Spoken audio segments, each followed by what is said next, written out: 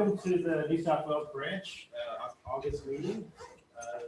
Our speaker this week is Associate Professor Yanan Fan, who's in the School of Mathematics and Statistics at the University of New South Wales. She is going to talk today about gender and cultural bias in student evaluations and teaching. Emmy said this was going to be a really good talk for her in case her evaluations aren't that good sometime in the future. Please join me in welcoming Yanan to give her talk. Thanks for Jake and Emmy for inviting me to do this talk. Student evaluations of teaching. So for Stats Society, maybe not everybody is familiar with student evaluations of teaching, the way that what we do in the higher education system. So I'll get to that in a minute. So I should just say this was a sort of turned out to be a fairly big project that was had a lot of support from the faculty. Emma Johnston, sometimes you see her on ABC Q&A. She's a big gender champion, I call them. Merlin Crossley, who's our DVC, Deputy Vice Chancellor of Academic or something like that. DVCA, yeah. Also was, actually funded the research. Took a lot of work because the data set that we use in this it's a huge data set. It required pulling stuff out of big systems and all those things I can't do, and a lot of organization and that kind of things. So just to give you some background, there's a lot of talk about gender inequality these days. Just some numbers for you to see. I was lucky enough to go to one of those conferences on gender equality in higher education last year in Ireland. And this is one of the reports that the Higher Education Authority produces. So the Higher Education Authority is based in the UK, I think. So here what you see is the proportion of male and female split in academia for the academics. And you see that in the undergrad. So this is 2000 on the left hand side. This is 2013 to the most recent numbers, and you have a pretty much even split at the undergraduate level between male and female, and then it goes off, and you're getting 80% at professor level and 19% at the for the females, and that's pretty much the story in STEM. So when we look at UNSW internal data as well, that's pretty much the split at that, give and take a bit. So it's basically 20%, 80%, or 30%, 70%, something like that. And the worrying thing was that the progress is slow, because on this side you see the dotted one is the 1997 data, and the solid lines 5 years later, the 2003 data, and the changes. So you're looking at in 97, that's 20 years ago, you've got 6% female at the top, and by 2003, it's 8%. 10 years later, it's 19%. It's moving, but it's not moving terribly fast, and people are a bit worried about that. So the data for the professional seems to be even worse. Right? So, so these are just different funding bodies. Really, you're looking at very stark contrast. So what's happening to women? We don't know what is stopping. Why is there that leaky pipeline? What's the reason for that split? They were there in the beginning. What's happening to them? So unconscious bias has been talked about a lot these days, sort of thrown around a lot. It doesn't explain everything, I think, but it might explain some things. So at that conference that I was at last year, the talk focused a lot on this unconscious bias, and basically the sort of things what women do and men do are looked at differently. So women are sidelined to roles such as teachers because it's more a nurturing role. It's not really a leadership type of thing. And they often, this is kind of maybe true, they often take on more time-consuming work because what makes it, so part of it is their own choice. It's what we're saying, right? And of course, then there was a whole lot of talk on this other aspect of just general structural societal problem of sexual harassment, huge numbers of systemic, endemic problems with that, and that just sort of comes across as a cultural thing. It's what's going around, and all of this would affect.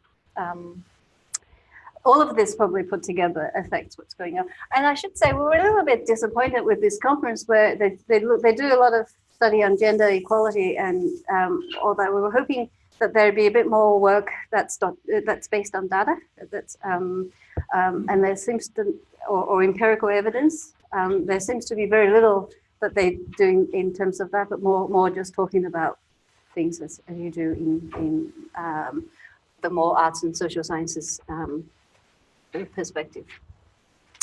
So let's perhaps spend some time just talking about this well, we think it's unconscious bias. So we're looking at, there are some studies that were coming out that says that if you looked at student evaluations of teaching, there were some biases against people, against women. And it turns out that this is a great sort of data set for us. It's been collected, well collected for over a long period of time. It's sort of a statistician's dream come true. So, and the nice thing about being a statistician, I think particularly these days with the administrators, they won't listen to anything else you say, but if you have numbers and you said the numbers support what I say, then they have to address it. So that's kind of one of our strongest tools that we have. So just going back to those people who are not particularly familiar with how universities work with student evaluations. So most universities will do this.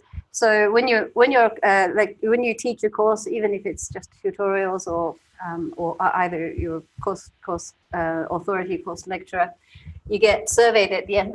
Your students get surveyed at the end. They're asked. They're almost systemically asked to answer a whole lot of questions, and some of us here have been through this. It's a painful process, very, very painful, depending on what they say about us. It's very good when they love us, and it's very sad when they say something not so great about us. So we all know that there's a lot of personal. It's very personal there, and the sort of the students when I get to the point of the question that we look at, and particularly that question is quite a personal question. So most of these are now just done online, which means we could just collect. So previous, 15 years back, I think, or 10 years back, used to be done on paper. Would have been far harder to do analysis like this, but now it's all online, and it's linked to the HR data. It's linked to the HR system, so we could pull out all the lecturers' personal information, all those things that are all there, and students' personal information as well. And these things are important because when you go and apply for a job, often you show your when you go to the interview, you show them your student evaluation, and that's done well. I'm sure lots of us have done this before. And they go all the way through, right? So when you want your tenure, they'll look at this. You have to get better than average, at least better than average. When you go for your promotion, it's still there. So it's always there. And the questions it's interesting because they give you a whole lot of questions, but they never look at the answers for the other questions. They only look at the answers for this one last question we all know, and it's the last one that says, overall, are you satisfied with this teacher's teaching or course? So it's not a specific question, right? It's not saying, is this lecture organized, or was the lecture material well organized? And that's easier to answer. This is really just an opinion piece, right? It's like, overall, are you happy with that? So there's lots of obvious impacts. If you started to get low satisfaction rates, you start to work really hard on it, you spend all your time on it, your other part of your career suffer, you might even get depressed and all sorts of things. So could it be one of the things that, one of the things that end up not in our favor? So we're going to look at this so-called bias, or whether it's there in our data, unconscious or conscious. And it turns out that it's not just the females that are being, if we're talking about bias in some way towards some groups of people, it's probably not surprising that it also happens to other groups of people. And the last bit of my talk, I think I'm going to show you a bit of what the students actually comment on.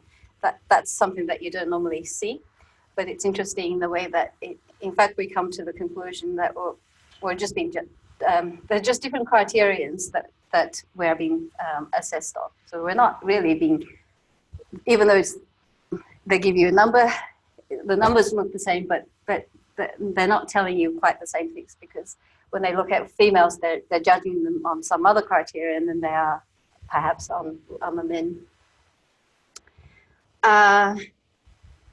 Yeah, so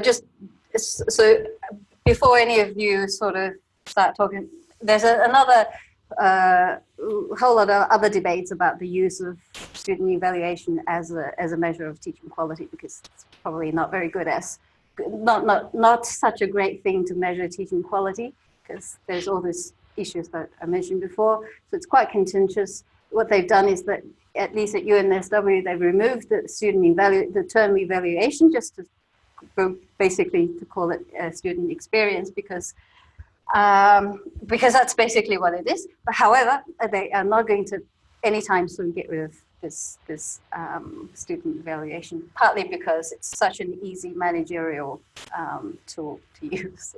It's just a number. They don't really care what number it is. Anyway, so let's just a bit of background on the studies that have already been done. It's been around fairly influential studies. There was a study of 20,000 students from just one single business school in the Netherlands, and they found that 35% of the female instructors had received 37 points lower than male instructors, and they found that male students are worst for junior female instructors. The French study, 22,000 online evaluations over 5 years, and that was done for the social sciences. They found that male students expressed favor of male instructors, and that we find that as well. So, and then a US study, which is an experiment, and it's sort of the sort of ideal situation. They've just got everything. They've conducted the experiment for online courses. The students never really see the instructors, and they I think just change the avatar. That basically never. So you just think it's a male, and then you think it's a female, but in reality it's the same person. So that's kind of ideal, but then you've only got 43 people, so it's not a huge sample size, and that can be a bit unreliable sometimes. In this case, because it's so complex. So we're looking at data from 2010 to 2016, a 7-year period, and we have all the data from the whole university, but it turned out we've only about five of the 9 faculties data we could use, because not every faculty consistently do it. So it's done in my faculty consistently, but it's not necessarily the case, because they also have different types of lectures which are more complex. So we're looking here, the data set contains about 500,000 individual student surveys, 5 faculties. That includes business. The biggest schools are business, science, medicine, and then we have engineering, arts, and social sciences. There were over 2,000 different courses and 3,000 unique instructors. And of the student cohort, because we have a large international student population, so 34% of the students were international, and 38% of the teaching staff were from non-English speaking background. I'm going to speak a little more about how we classified that. Kind of becomes a little bit contentious to some people. And we know that as a general rate of response from the students, that if the response rates to these online surveys are very low, 30% would be considered high. I'm not really worried about that, because we're just looking at the ones that we have got. Right? So the two things. So in my title, we said the gender and cultural bias, and it turned out that gender is pretty reasonably easy to define and fairly reliable data. Right? So, and we only take male and female, and but the cultural thing is a bit harder to define how you wanted to define that. So what we are doing here is trying to capture the combination of biases related to language backgrounds. There's this language thing always in the background, and the embodiment of presentation of this presumed racial or ethnic identity. And so it's a combination. So the HR data would contain where the person was born, and the data may not all be there. It could contain where the person was, the country of birth, what language they speak at home. Not everybody tells you this either, and the year that you arrived in Australia, and whether you're an Australian citizen or not. So we sort of try to put all of that together to give us an indication of whether there is some indication of non-localness, is probably what I want to call it. So about a third of the teacher had missing information, so we sort of used those separate information to try to come up with language or cultural background. And bear in mind that if we find an effect against people whose language is not so good, maybe it's not bias, maybe it's just because they're penalizing you for not being able to speak a language perfectly as well. They do that, and a lot of the comments do say that. So what we did was that we flagged them to be English speaking if they were born in predominantly English speaking country. This wasn't that easy, I think. So if you were born in Australia, New Zealand, United Kingdom, United States, South Africa, and non-English speaking if they were born elsewhere, that's just an indication of just sort of the ballpark cultural background. And where country of birth and language spoken at home were missing, we flagged the cultural background is missing unless we have a citizenship status that was non-Australian. So if you were a non-Australian citizen, then there was something that's not quite local about you. So we still then had 24% missing. So we didn't really worry about that because there was still quite enough data left to continue the analysis. We also had lots of different, so the individual teacher demographics were gender, age, residency, citizenship, language spoken at home, whether they're Indigenous or not, or their level, so whether they were casual or lecturer, senior lecturer, all the way through the ranks of the teachers. And student demographics, obviously the big ones are WAM, which is a weighted average mark for the student. So you'd assume higher performing students are less critical of their teachers. Maybe it is quite a strong indicator. Gender of the student, whether they were male or female, gender at the age at the survey time didn't really make any difference. Whether they were local or international. So that actually did came up a little bit different, and their language and various other things. So we basically had all this other information as well. So overall, whether I was satisfied with this course or whether I was, so there were two types of evaluations. One is to evaluate the course, and one was to evaluate the teaching. The one that evaluates teaching is the one that's specific for the teacher, and the course is more general. They understand the difference between the two. So the response variable was 1 out of 6, right? 1 being the lowest, and 6 is the highest. So they go. 6 is strongly agree that it was a good teacher, or that I was happy. To strongly agree, mildly agree. Mildly disagree, strongly disagree, and they decided that there's nothing. No, you can't be neutral. So that was the 6. So that in itself is a bit random as well. But the fact that how they sort of, why 6 and that scale. But anyway, so that makes it an ordinal regression model to fit to the data. And it's a fairly,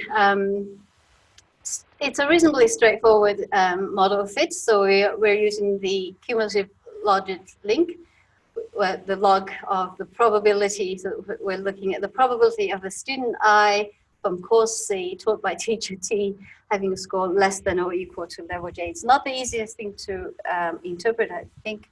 So we took, the data set was taken as the individual entries were per student.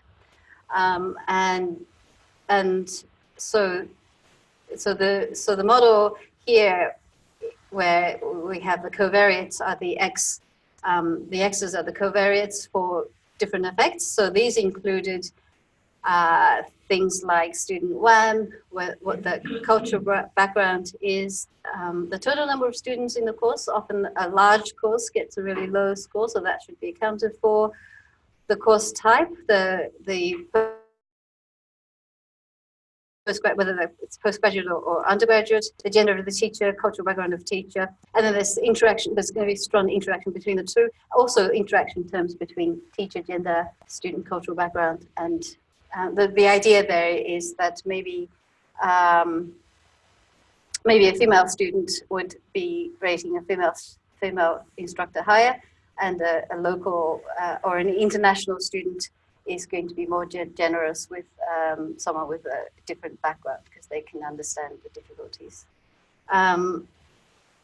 So we did a random effects model, because you have, so the number of courses, so they're all individual entries of individual students, so you needed something to balance off the fact that you have larger classes will have more responses, some teachers are surveyed more than others. So we're adding one random effect for teacher effect and another random effect for a course effect to account for that difference. And we basically just did it separately for each faculty separately. So the interpretation here, so we're really just interested in the coefficient of the fitted model, and what we're looking at. So what we can do is that the model allows us to look at this beta, and this beta means odds of females over the odds of males. Well, the exponential, so it is log relative odds. So that turned out to be quite hard to explain to people, because what is that effect, right? So the effect, I think we're okay because we're statisticians here. I can just get away with saying it's the log of relative odds, and you'd be happy with what it means. So it's the beta. So the beta k. If I take it on the exponential scale, no effect would be 1, and we're looking at the values relative to 1. So 1 means no difference, and if there is a bias, it'll be less than 1, and that's the effect of relative odds so here is the results that we're looking for. So this is the business. This is from the business school. It's quite a large school. 165,000 surveys with 439 courses. A decent number of male and female split. The female non-English, male non-English, female English and male English. There's also a nice split between the students, male and female students, and whether they're local or international. And what you're looking, so the one is across here. The first panel is the term associated with gender of being female and English speaking against so the base level is the male and English speaking. I've got two here. So in each of the panel, the left one is from international student and local student. And it always seems like the international students always give a bit better, a little bit less negative, if you like, against these groups. So they're always compared to the local students. The local students, in other words, the local students are always harsher on you. And within each of these, on the left is the female students, and the dashed lines are the male students, the solid line are the female students. And also, even though it's not really huge difference, but in most of these cases, females are also a little bit better, a little higher than males. So our conclusion was the worst offenders were a local male student is always going to give a non-English speaking females the worst score ever. It's not all quite that, but there's a bit like that. So you see that for, yeah. I'm sorry, I didn't fully, and did you also account for things like age? Yeah, age wasn't. Yeah. And then the business school, I think, what also makes the difference is what subject is enjoyed, something with professional background or academic background. Yeah, course itself makes a huge difference. If you've ever taught at university, you know some courses you just want to stay away from because you're never going to get a good score. Yeah, exactly. So the courses, so these are random effects will take care of the course effect. Yeah. Did you do any instrumental variable approach to handle things that are endogenous in the model, because making causal interpretations of the parameters? I'm not making causal. I'm not saying that caused it. We're just saying after you. Yeah, but like the size effect is actually, if you have variables that are endogenous in the model, I'm not sure if, I don't know anything about this myself, but in experimental statistics, I think that if you have variables that are endogenous and you're not doing it in what is it called, instrumental variables to those, you get bias in your estimate. Yeah, so can you explain endogenous and instrumental, because those are econometric terms? So that's when the variable, someone correct me if I'm wrong, but when the variable that we put in real regression is correlated with the error size. Okay, we haven't, no. Okay. No. We're just making very simple assumptions here. We could do a better job, that's true. But it's a big job. Yeah, no, I'm saying, yeah, that's true. Yeah. Okay, so you also see that the effect against non-English speaking here is almost as bad. So when you don't separate the groups out, what ends up happening is that the effect against, so you really don't see a difference between male and female actually, because that last group of non-English speaking males would just average out over with the other one. So the difference will be probably there, but not significant enough because there's so much variability in that. So science is a big faculty in our university, and you essentially looking at the results are saying, well, if you're male, just because you're male, nothing against the males here, just because you're male, you're probably 1.5 times more likely to get a higher score. That's what the story says. If the model is correct, right? If we've accounted for everything that we need to account for, then those things are saying that there is an effect just because just due to gender. It's not something that you've done, and it's not something that you can choose to be either. And the story with medicine, so generally speaking, you get this negative effect. Sometimes they're significant, sometimes they're not. It depends also, of course, on the sample size that you have. Yeah. So the strange thing was engineering. We all expected there to be a huge negative effect in engineering, but it's not. Curiously, so the dean of engineering was really happy because he says there's a positive effect for females. We don't really know what's happening. It's 26 females that are, so there's very few females in the engineering school, and a large portion of non-English speaking male. And generally speaking, there were in fact a faculty that their average score is a bit lower than all the rest of the faculty. So that means generally speaking, they were actually not doing a fantastic job at teaching. Yeah, Just for clarification, that's a confidence interval, right? So Yeah. whenever it overlaps one, we don't have anything. yeah, not statistically significant, yeah. At which level? 95? 95, yeah. Arts and social sciences, again, there seems to be something there as well. So it's not just that maybe it seems to suggest it's not just a STEM problem. It's maybe just a cultural problem. As a sort of check against, so you know, how do we know that it's that? How can we be sure that those effects is really, you know, there? So what we did was we also tried looking at, you know, if there's an effect for when they did course evaluation, and it seems that generally speaking, all those negative terms gets shifted up a little bit more. So maybe just because you're thinking about a person, gender, or coming, maybe because you're thinking about a course that makes less. So this is for science faculty, it seems quite marked, just because that you can think of them as doing teaching, doing the teaching, evaluating the person. This is evaluating the course. So when you're evaluating the person, that's when if there is an unconscious bias of any kind, that's where it comes in.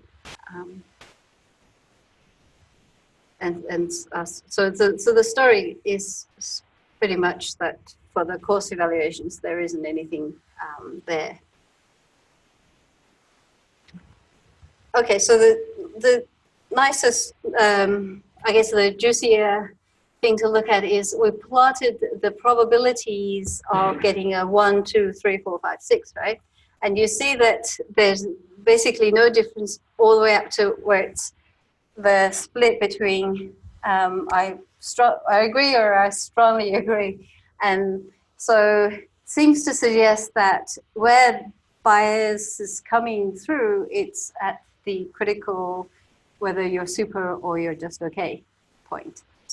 So when you're bad, that, you know, everybody's bad, but when you're going to the very high probabilities of getting a really high score, that's where the differences creep in. So for business, yeah, it basically corresponds to the males are getting the extra bit, and if you're in the other group, it dips down. And the story was engineering. With engineering, when we said that engineering wasn't too, we expected there to be a lot of bias in engineering because there's just so few women in engineering. It wasn't coming through. But I don't know, maybe it could have been explained by the fact that nobody was getting a high score. So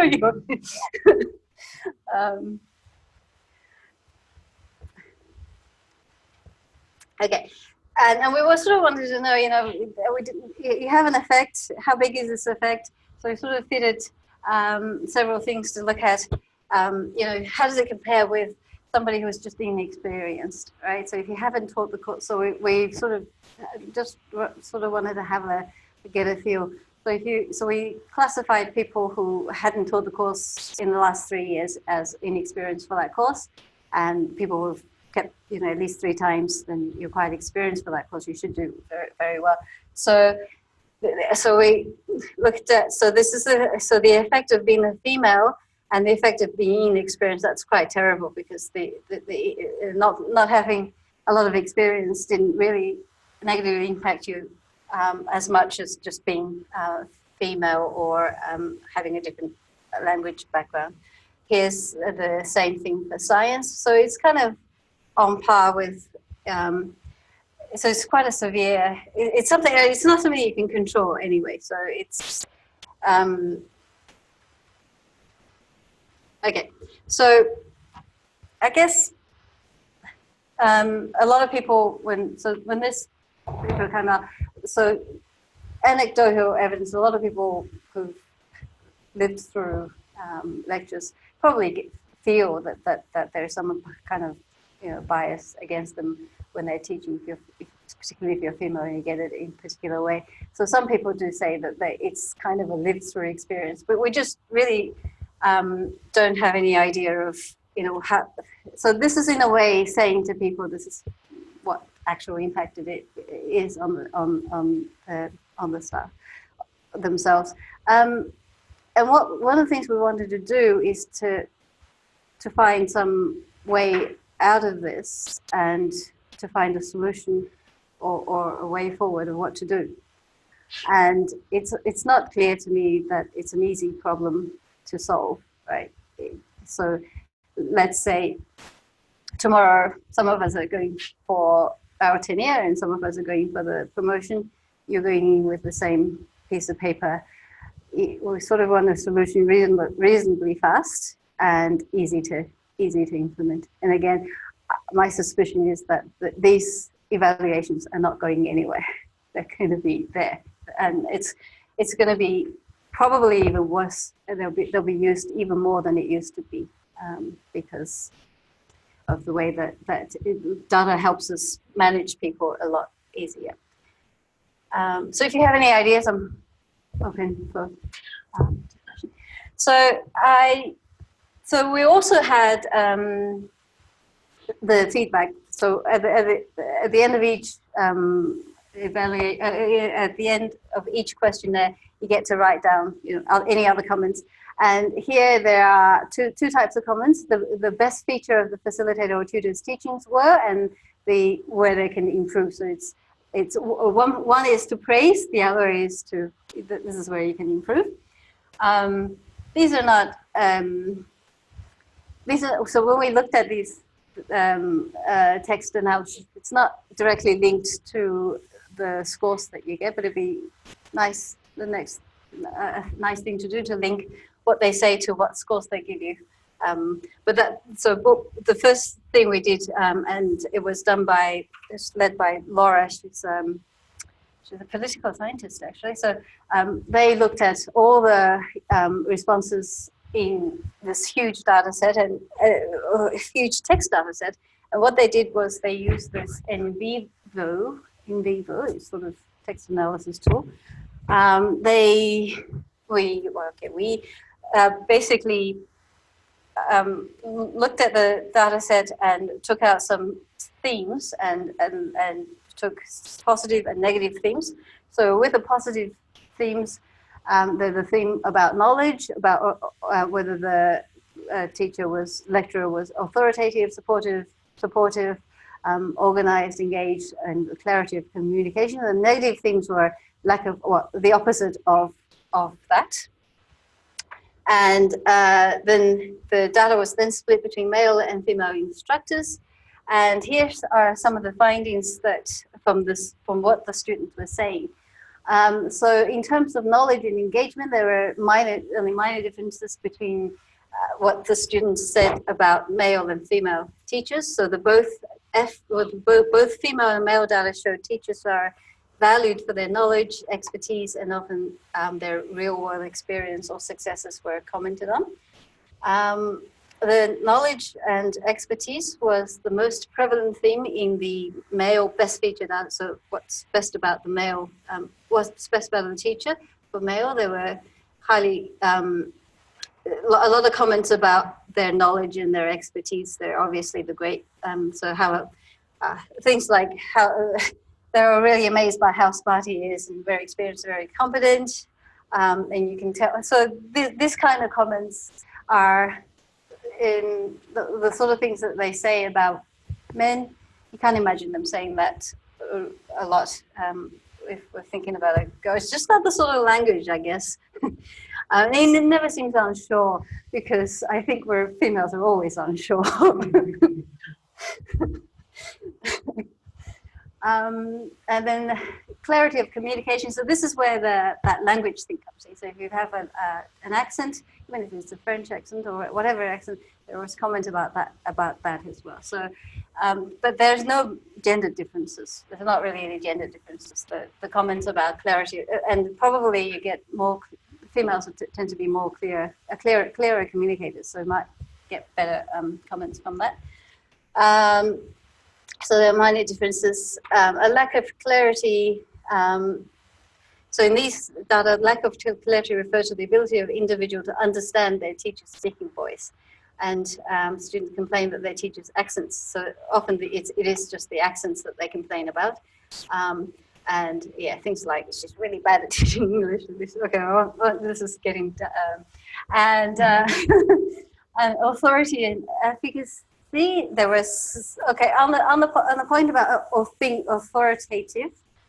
There is a difference. So men are perceived to be authoritative, women are not, because they're unsure, right? Men are never unsure, remember that. So there is a big difference here.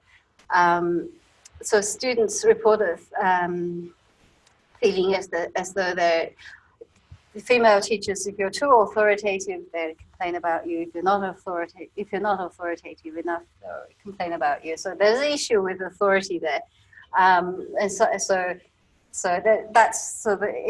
the bold is what some of the comments quoting. Sometimes when things got political, the lecturer would just get defensive, shutting down a sense of opening discussion for the students who was willing to ask the tough questions and challenge that aspect of the class. Similarly, comments regarding improvement related to authority include remaining neutral in face of during group presentation or speaking in a nicer tone. The favorable comments for males in this respect are so the comments are really substantially more favorable towards males in terms of when they're commenting on authority. Students seem to want their teachers to articulate clear instructions and expectation to maintain high standards and take teaching seriously, be consistent with class rules and strict making students concentrate. So those are standard stuff that you get from what they would be saying. So there was a theme about so they comment on if a male teacher or a female teacher is similar to a high school teacher, and the instance where the male teacher is very similar to a high school teacher, that's a good thing. But if you're female and you're very similar to a high school teacher, then you're babying them. So it really just sort of speaks to you about they look at the two people differently, and the criterion on which the expectations are different, right? So so when you're behaving exactly the same, you're not being judged the same, right? And supportiveness. So this is another theme big in the feminist world, is that women are expected to be supportive. They're expected to be nice. You have to be nice. If you're not nice, then you're bad. And all that niceness takes up a lot of your time, right? So with niceness, they expect you to be physically present.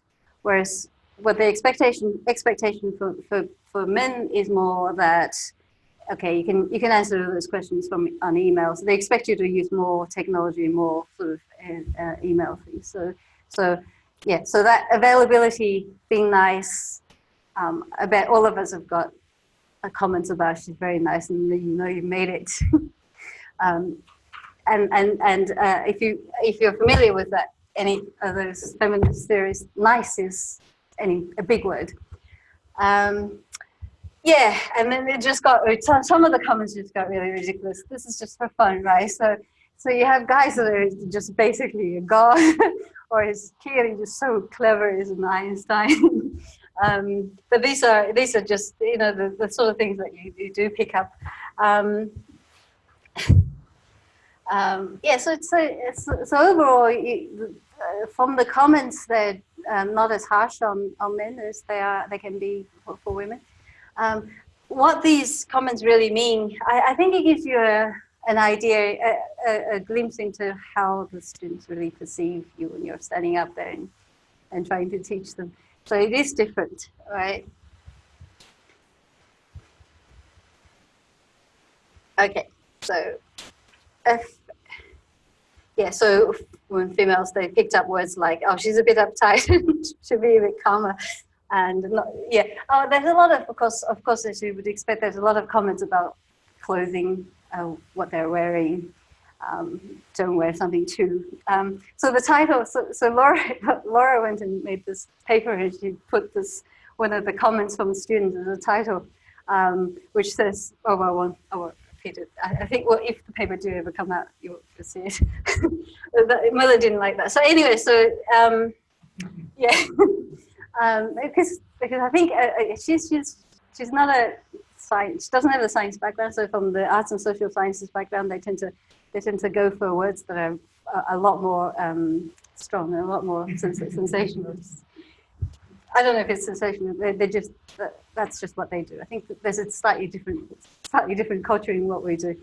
Okay, so let me just conclude with some of the conclusions that we find. So we do find statistical significance in the gender term, but that effect, it's not extremely clear that if it's the case in every single faculty or in every single case. Male local, so we can generally conclude that male local students generally are the worst offenders. And so the effects are in the higher scores rather than the average scores. And the findings suggest also from the text analysis that men and women are evaluated that they're just being evaluated differently for similar behavior. And there's strong evidence to support the claim. So there's a lot of claim that female instructors would have to work harder than a male to receive comparable ratings, but also quite differently. So our paper did come out in February, but it came out in February. We had a conversation article which Merlin wrote in 2 minutes, and that had a lot of we literally wrote it in 2 minutes, and so it's a big issue that kind of everybody's interested in. No one wants to treat women badly, I think, and we all want to know why there is such a big difference in particularly in STEM, the disparity of why women aren't staying. Yeah, so if you're interested, I got a lot of responses on the conversation article as well. They were not all positive, right? Not everyone agrees with what I'm saying here. Yeah, and so there's that paper in PLOS One, which is free, which is it's free for everyone to download. It's open publication. So it had a lot of views. Right, 9,000 in a few months. So it's pretty.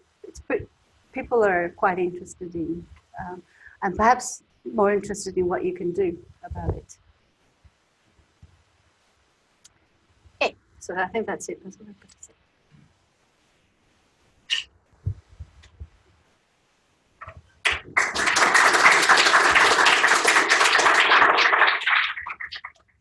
Anyone have any questions for you?